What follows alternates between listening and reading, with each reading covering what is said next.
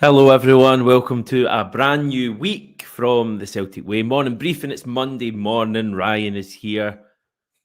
Hello Ryan. Hi Hamish, how you doing? Good, how are you? Yeah, do you know, as far as weekends go, in terms of Celtic getting beaten, still coming out, better statistically. It's a bit of a weird one, but, take it all the same. It's nice that Saturday's result was pretty much eliminated or wiped, or the most of it was wiped from memory at about 5 o'clock our time in UK time when the result at Ibrox happened. I'm sure we'll be speaking about them in a little bit more detail this morning. But yeah, it's as it was basically. It's what a wild weekend, but Scottish football, I guess. Yeah, it's funny because I got it in real time on Saturday after the game. Recorded a match reaction from my own channel, and it was kind of downbeat, and you're obviously pretty frustrated. And then by the time I'd actually put that video up, the news from Ibrox had come through that they'd lost, and I got some early comments in from people, and immediately it was, it's all right. I know we lost, but it's all right. Rangers lost as well, so it's a funny place, Glasgow. Listen, we can touch on all of that stuff today. We can look ahead a bit to Aberdeen tomorrow, but I sense the thing that people are going to be chatting about most is Brendan Rodgers seeing off another Rangers manager. I believe that takes the list to five main ones if you don't include caretakers. So you've got Mark Warburton, Graham Murty, Pedro Caixinha, Michael Beale, and Philippe Clement now, who have all been sacked while Brendan Rodgers has been in charge at Celtic. It's not a bad tally, that. Not a bad tally, not a bad habit to get into, especially if you're the Celtic manager. That's what you will be judged upon. Between that and European football, you will be judged on how you do against your greatest rivals, who are obviously Rangers. He's been the boogeyman for Rangers, it seems, since he's came back, or in both spells, rather, because they can't seem to stop him. It's taken him to leave the club to actually stop Celtic, because then Neil Lennon came in.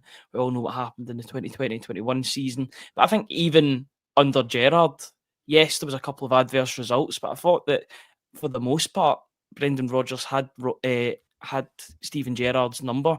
You're hearing early shouts on who people would want as the Rangers manager, and I'm hearing shouts about Gerrard. I don't understand that, to be honest, because apart from that adverse season during COVID, I remember when Rangers get beat against Hamilton, I believe it was, right before the first lockdown. People were calling for his job. It was a weird old game, and the weird how things changed. But they've kind of convinced themselves that Steven Gerrard was this messiah who had Celtic where he wanted them and all that kind of stuff. And it's an interesting thing. They've managed to kind of reach that point where every other manager's been so bad that Gerrard maybe did. I think he won one trophy in 4 years, and suddenly they want this guy back. I don't want to spend ages talking about Rangers and the next manager, because quite frankly, Ryan, I don't care. But it is, as the title says, chaos across the city. Meanwhile, we just get on with our business. But this is like the fourth year in a row. I think they've been 4 years in a row now. They've finished the season with a different manager to they started it with. Yeah, it just shows that there's no long-term strategy across the city, or there seems to be a strategy, then that gets thrown out the window when Celtic inevitably do go and win the league and steer ahead, and domestically and all the trophies as well. Celtic are on course for another treble, which they've still got to win. They've still got to beat the team that beat them on Saturday at home, mind you, but that'll be a difficult tie.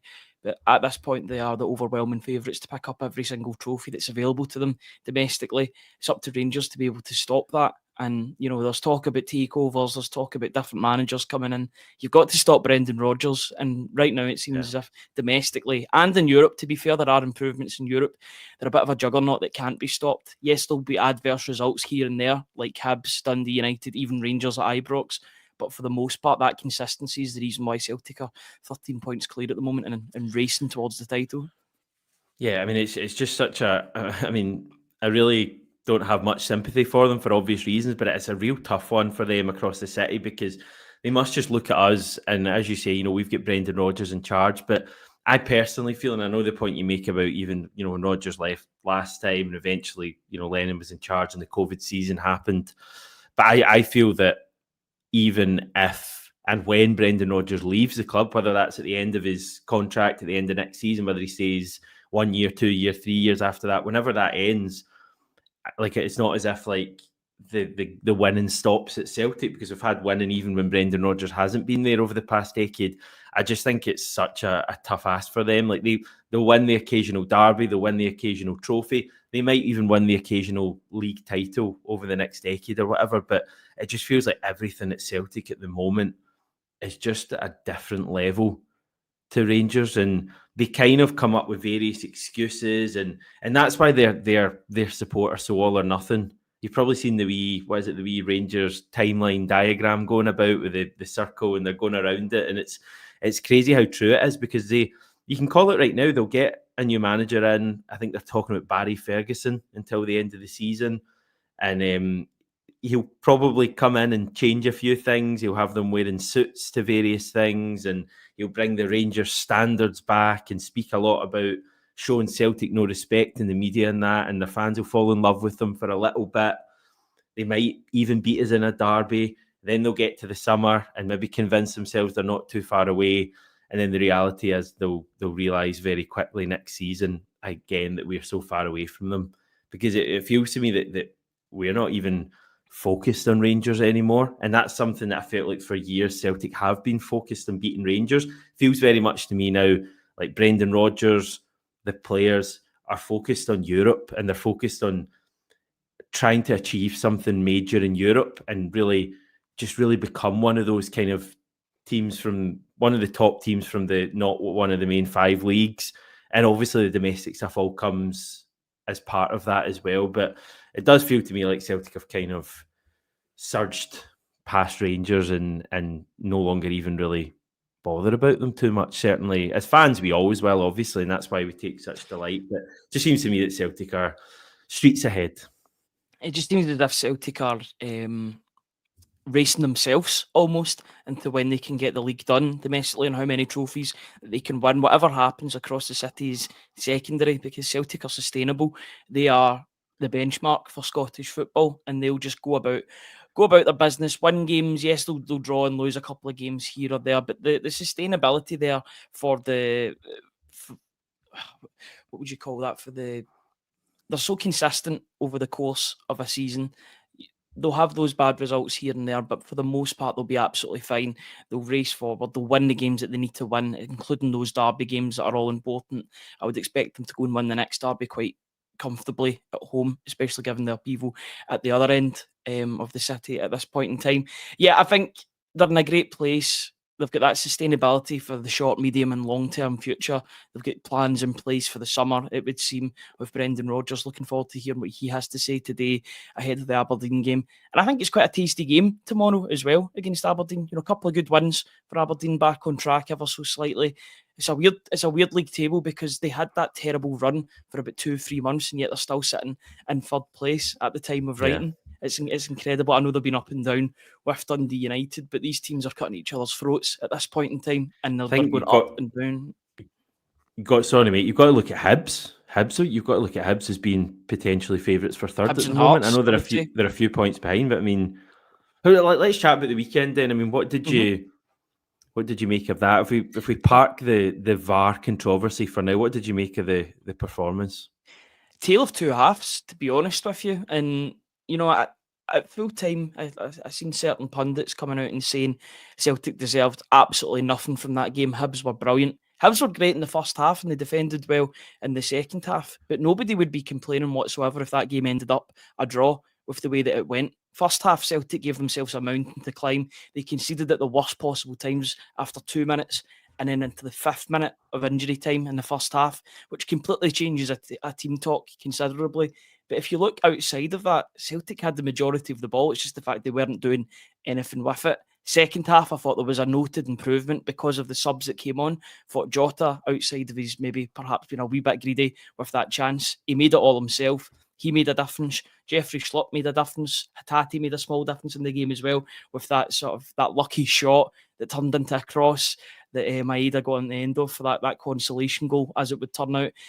But it just seems as if I think there's been a wee bit of a rewriting. I know that Celtic weren't great on Saturday, but I do still think they deserved a point at least out of the game with the chances that they created. Hibs were defending resolutely for the majority of the second half. It's just that, for one reason or another, for VAR intervention or a lack of a clear-cut taking of chances, they didn't get that second goal. But I think there has been a wee bit of a rewriting of things because Hibs were hanging on towards the end, and Celtic did have chances. I thought second half we were pretty good.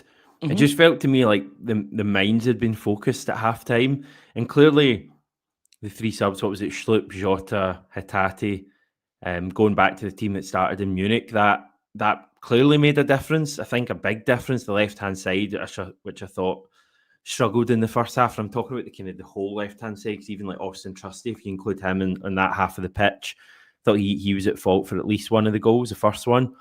But I just felt in the second half, the subs made a difference, but it was almost just a case of focusing minds a bit, and when you're 2-0 down and you have to be perfect. I think this Celtic team, we've said it all along, I think when the pressure's on, that's when they come to the fore. It's almost just in some games, especially after Munich, I think they were just a bit lax, we were lacking intensity in that first half. To be honest, I think a few of the players are quite leggy as well, which, I guess as fans is something we kind of say, but often don't actually genuinely think the players would have been leggy. Like Callum McGregor to me looked quite leggy. There was a few times in the first half that Hibs players would be running down the left-hand side, and normally McGregor would come across and win the ball and move it on, but he just wasn't getting there, and he's been out-muscled and he was slow. The first half was just like that. We had a lot of the ball. Probably one big chance from memory for Alistair Johnson, which was a great pass from Luke McCowan. Second half, as I say, I just felt we were just a lot cleaner because the team knew they had to be. They knew that we didn't have much margin for error. I don't know if we created that much, really. The Jota one's an obvious one where he should score or possibly square it to Kuhn. But I agree. I thought in the balance of play in the second half, we deserved a draw from that, and we should have had a draw as well. I mean, that decision by the VAR officials to overrule that, and a reminder it has to be a clear and obvious error for them to overrule it. And here we are 2 days later, and nobody knows whether the ball was in or out. That's kind of not the issue, Ryan. The issue is that the VAR stepped in, saying that the officials on the pitch had made a clear and obvious error, and VAR totally guessed. No doubt that they looked at it and thought that was out rather than knowing. So it's not clear and obvious.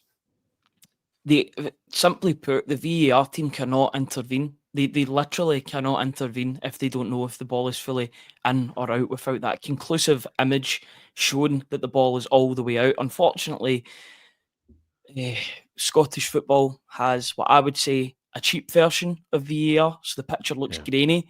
They were also using that angle. Apparently, they've got a good view of it, but I've not seen it yet. I've heard so many stories coming out.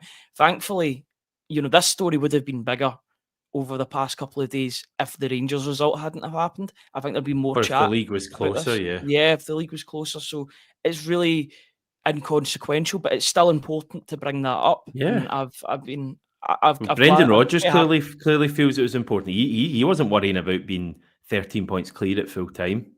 No, but that's a good attitude to have. I would want my manager to be like that and calling out decisions, because it was the decision is unacceptable because it's not conclusive on whether that ball was in or out. So if I wouldn't have had a problem if the assistant or the linesman gave it as out, and then VAR's like, right, we don't know if it's in or out, so we'll stick with that decision. But stand by your guns, stick by your original decision rather than having that intervention, especially when the result isn't conclusive. you don't know. It's just a guess. It was guesswork.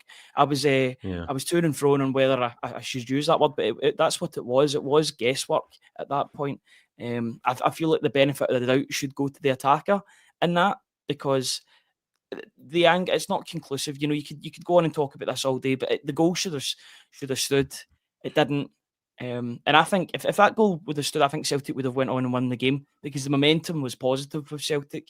That when that goal went in, you could hear it in the crowd. I wasn't at the game personally, but you could see it on the feed, on the video feed from Premier Sports. Celtic's tails were up at that point. I think they would have went on and scored another, maybe even another couple. But that goal being taken away quite unfairly, it took all the momentum away as well, because the game stopped, and then you're back to We didn't 2-1 create rather than anything after that. I mean, I think the it goal really being did take the wind out chalked of off. sails. Yeah, I mean, that's all I'm going to say is I think it's going to be interesting if we get an explanation from the SFA. I think clearly Celtic are going to be getting in touch with the SFA. We'll have the VAR review with Willie Collum, where that issue will clearly come into it. I mean, there might be some sort of magic evidence here or reason that Willie Collum comes up with that we feel is palatable. I doubt it. I'm pretty sure what has happened is that, I think it was Alan Muir, wasn't it, on VAR, has looked at that and seen that replay, that camera angle that we saw on Premier Sports, who had the TV rights, and bearing in mind the whole thing from the World Cup with Spain and Daizamaida's Japan, and we all know now that you can't use an angle like that to try and see if the ball was out. My mind still doesn't fully know how that works, but it's just to do with various angles, I guess. And I reckon Alan Muir's looked at that camera angle and thought, yeah, that looks out. I'm going to whistle here or get in touch and tell them to disallow the goal. The same way that if the assistant had ruled that the ball had gone out and put his flag up, VAR shouldn't have intervened to say that a clear and obvious error was made. So I found it annoying. As people say, we're 13 points clear. In the grand scheme of things, it's not really going to matter, but that doesn't make it right. So we'll wait and see what the SFA says. I fully expect us to hear that VAR shouldn't have intervened, and you just have to suck it up, Celtic. But yeah, move forward to tomorrow night. Should say, by the way, we're 6 wins away from the league title, Ryan. So 6 wins in a row, including in the derby, will mean that we clinch the league title. I think against Kilmarnock at Celtic Park. That's assuming Rangers win all of their other games apart from Celtic Park. I think the game before Kilmarnock is St Johnstone away. That's a big assumption to make. So we can't win it in the derby because that's only in, I think, 2 games' time. But beat Aberdeen tomorrow night and you're 5 wins away from the title. Like it's going to happen pretty soon. Yeah, and that's just shows you the hard work that Celtic have done over the course of the season. They've been very consistent for the most part. A couple of, as I said previously, adverse results. The last derby against Rangers at Ibrox was a real disappointment. The defeat to Hibs on Saturday, but for the most part, they've been really good. And I don't mind these results happening here or there if we are improving in Europe, which is what they are doing. They ran Bayern Munich, a really good side, pretty close over the course of the 2 legs. You're going to get bad results here and there just with the managing of domestic football alongside European exploits. I think everybody's sort of moved on from the Hibs game. Now all the focus is on Aberdeen, which takes care of itself, to be honest. I always think Celtic Aberdeen, regardless if it's at Pittodrie or it's at Celtic Park, that's a fixture that people want to go and see. They look at that as being one of the bigger fixtures in the footballing calendar, certainly domestically. I'm just looking forward to getting to Celtic Park tomorrow night and really enjoying that game, because I think that Aberdeen will have a renewed sense of optimism. I think they've won their past 2 games. 3 in all competitions. 3 in all competitions. Their new striker scored as well. So they'll have their tails up going into this game, but it's a game that should suit Celtic because Aberdeen will look to attack. If it's anything like the last game at home against Aberdeen, hopefully it's not. Hopefully Celtic make the same sort of chances but keep the back door shut in terms of defensive opportunities. Then it should be a good game. Am I still right in saying we've only conceded 2 league goals at Celtic Park this season, and they were both against Aberdeen in the space of, 10 minutes? You put me on the spot here. Pretty there's been sure so that many. is the case. I'll Mhm. double check while you're chatting, but I'm pretty sure it is, which is incredible. Well, that's something to be proud of. Regardless if they've conceded another couple of goals here and there, they've still been defensively brilliant. I think that's down to Kasper Schmeichel as well, installing confidence into his back line. I think he has. There was somebody saying, there's somebody in the comments the other day saying, I know we don't want to talk about Joe Hart or Kasper Schmeichel being a replacement or an improvement on Joe Hart. I think he has been, and I've been saying it since about the second or third game of the season. Still looks like one of those elite level goalkeepers. Yes, he's aged, he's 38, he's only got a couple of years left in his career, you would say, but he's spending the twilight of his career with Celtic and he's doing a good job. And the thing is, as a Celtic goalkeeper, his biggest job out with distribution is to be concentrated for the 90 minutes, because for the most part, he won't need to make a lot of saves in games, but he's got to be switched on to when the maybe one or two chances for the opposition do happen. He's got to be switched on, and he has been that. He did face a couple more shots against Hibs, and I thought he did pretty well. Both of the goals, I don't think he could have really done much with, apart from maybe, was it the second one that was the header? He kind of runs out and tries to go for it and then stops. And then you're in a bit of no man's land, and he allows Josh Campbell to put the header in. It was a good header by all accounts, but maybe a wee bit of doubt came into his mind there. But for the most part, in that game, I thought he did well with some good saves. And he's been brilliant. He's been a real good acquisition for Celtic this season. I think he'll be heralded as one of the signings of the season, if not the signing of the season, when all is said and done at the end of this campaign. But he's been brilliant for Celtic, and I hope he's enjoying his time, because he certainly looks like it. Yeah, just to confirm that stat and reiterate it, we've conceded 2 league goals at Celtic Park this season in 13 full matches, and both of them were against Aberdeen in the one game within 10 minutes of each other. So what would that be? You're probably talking something like 1,300 minutes there, and for 1,290 of them, we've not conceded a single goal at Celtic Park, and then we conceded 2 in 10 minutes against Aberdeen. So, as I say, it shows how frantic a period that was in that game. But yeah, Aberdeen, they seem like they're maybe starting to find a bit of form again. I just think Celtic were really up for it tomorrow night. I don't know if you've seen Arnie Engel's comments after the game, but seems to be a bit of frustration there from the players that the goal was chalked off. And to be fair, a bit of frustration as well in the way we played in the first half. I think after I know it was a real low in Munich, but a real high as well, I think, in terms of how the team played that night. I think for the team then to go to Easter Road and play so poorly will have been disappointing. So I think back at Celtic Park tomorrow, big game. I think it'll be a good crowd tomorrow night as well, with it being Aberdeen. I think the team will really fancy that tomorrow night, and we've looked pretty unstoppable at home in the league. So I'm looking forward to it tomorrow night. I think Celtic might put on a bit of a show.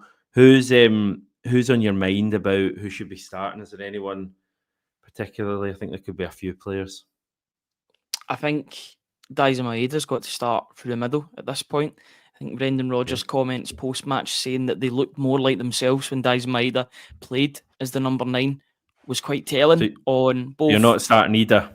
No, I think Maeda's the better choice at the moment. I don't want to be too reactionary when I talk about Adam Maeda, but that 45 minutes was not good from Adam Maeda whatsoever, and it's far below the levels you would expect from.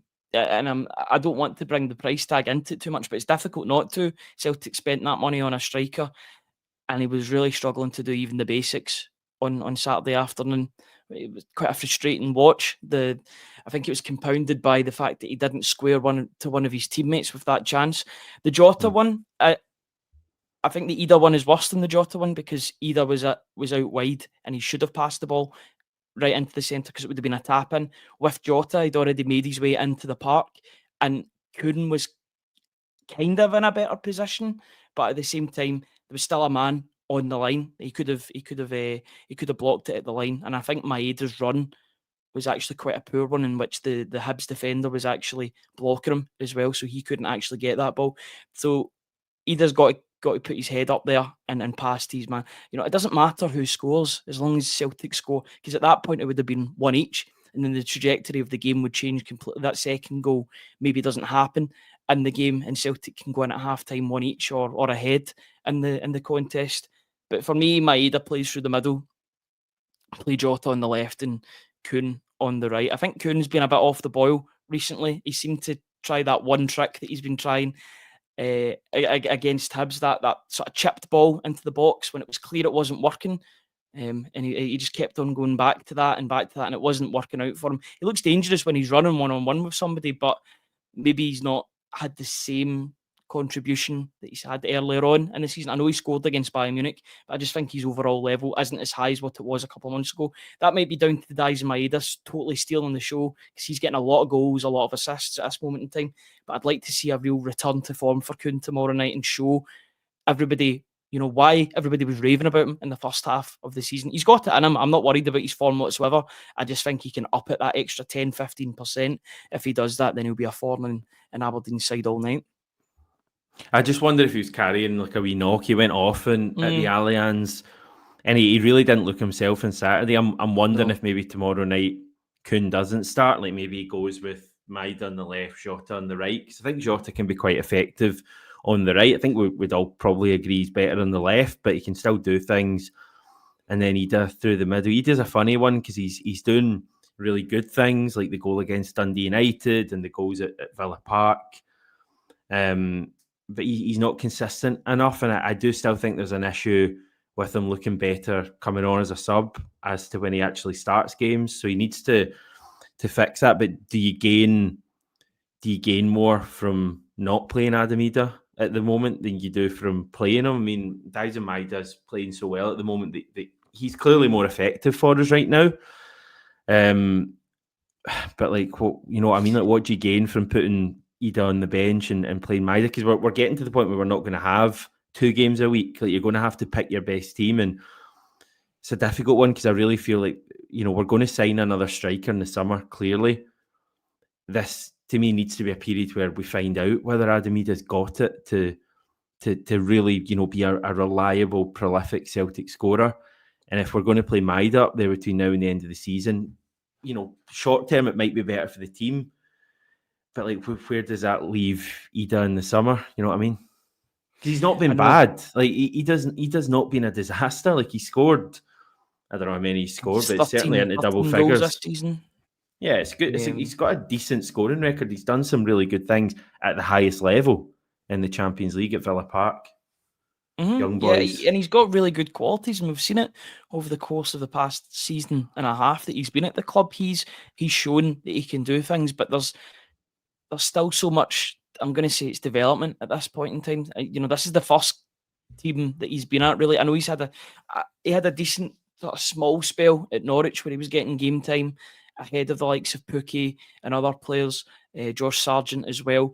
But this is the first one where there's real pressure on him to perform in every game when he plays, because that price tag is there. He was a youth player at Norwich, so he was coming in, and if he didn't perform, then they could call upon the likes of Pukki, the likes of Sargent to come on and maybe try and bring out a goal in their favour. But there's more pressure on him, and for me at this moment in time, I'd much rather have Jota in the side at left wing, which means that Maeda plays through the middle, because you don't not play Maeda anymore. He's as comfortable as you can be as a football player. If Maeda's fit, Maeda plays in the Celtic team because of what he brings, not just offensively but defensively as well.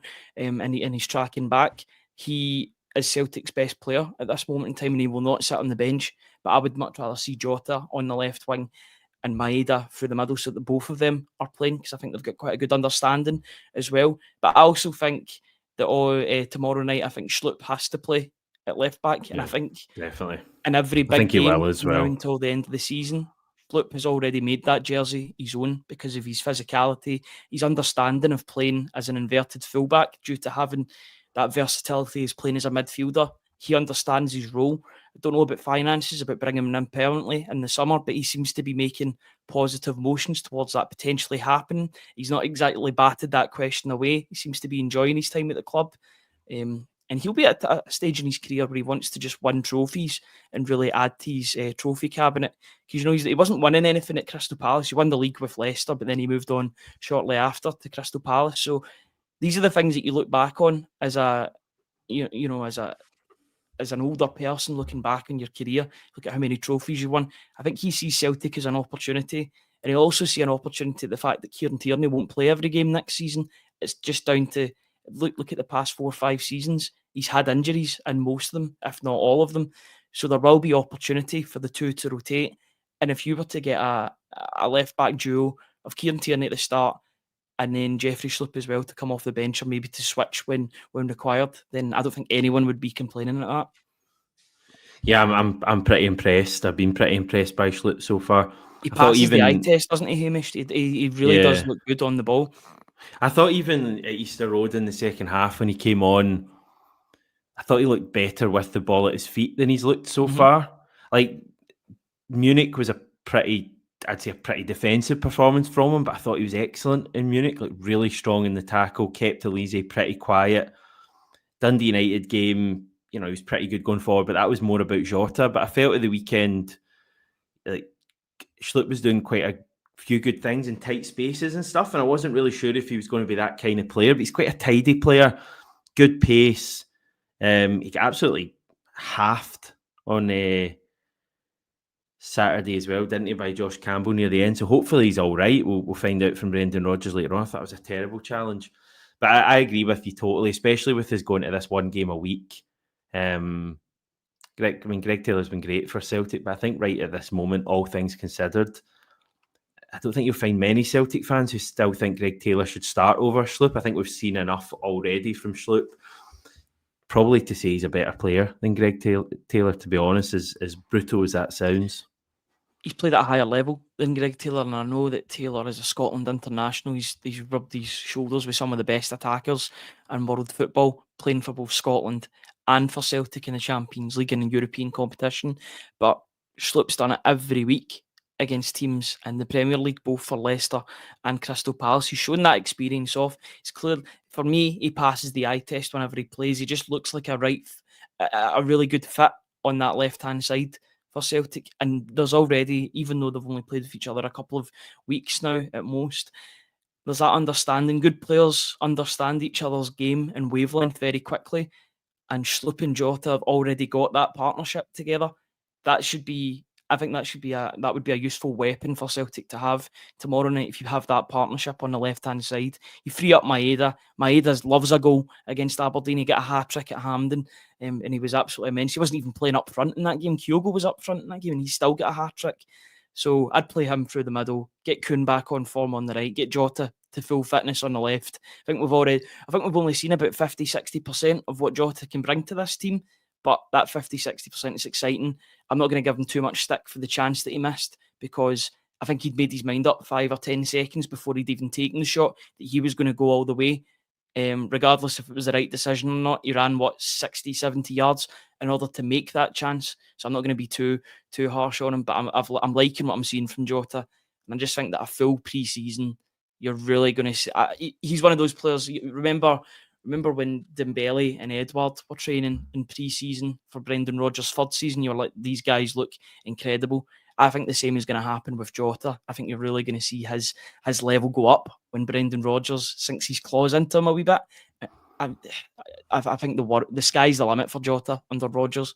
I'm looking forward to seeing how much more he can improve as a Celtic player. Yeah. So we've got Aberdeen tomorrow night. So it's tomorrow night, everyone. I think every other Premiership team plays on Wednesday.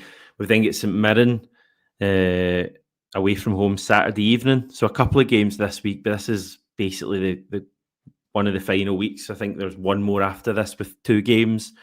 So enjoy it. And we'll be back tomorrow to look ahead to the game at Celtic Park. For more, you can go to celticway.co.uk. There'll be plenty of writing up there about the game at the weekend and looking ahead to Aberdeen, as well as a fair amount of other stuff. So check that out. Ryan, thank you once again for coming on and chatting for half an hour.